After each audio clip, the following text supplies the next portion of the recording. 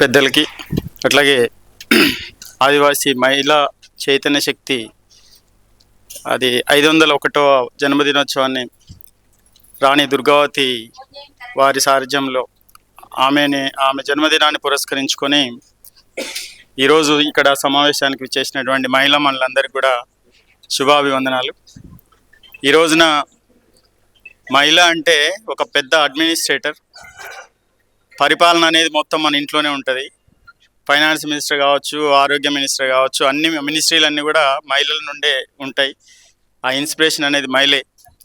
మరి ఆ స్ఫూర్తి ఇప్పుడు మిమ్మల్ని అందరినీ చూస్తూ ఉంటే చాలా సంతోషం అనిపిస్తూ ఉంది.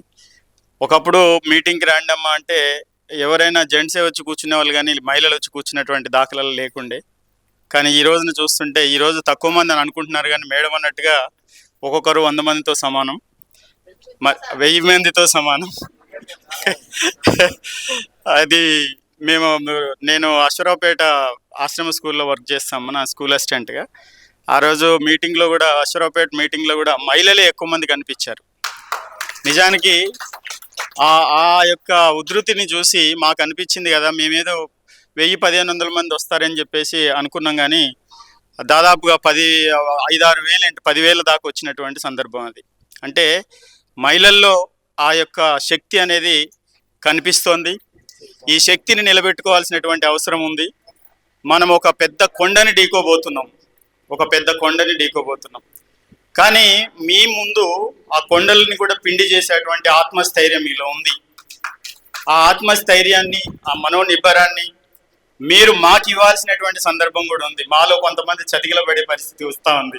ఒకసారి కొన్ని సందర్భాలు చూస్తూ ఉంటే ఒకరొకరు, ఇప్పుడు రామకృష్ణ సార్ని చూస్తే మేమందరం ఇన్స్పైర్ అవుతూ ఉంటాం. మాకంటే చిన్నోడే, కానీ ఆయన చేసే ప్రయత్నం, మేడం గారు ఇంట్లో సపోర్ట్ లేకపోతే తను చేయగలుగుతారా? చేయలేదు.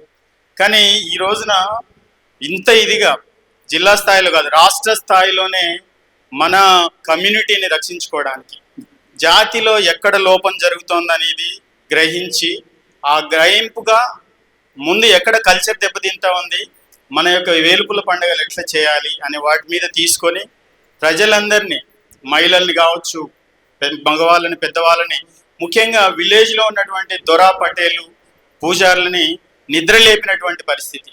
మరి అది రామకృష్ణ ద్వారానే అది సాధ్యమైందనేది నేను ఘంటాపదంగా చెప్పగలుగుతాను.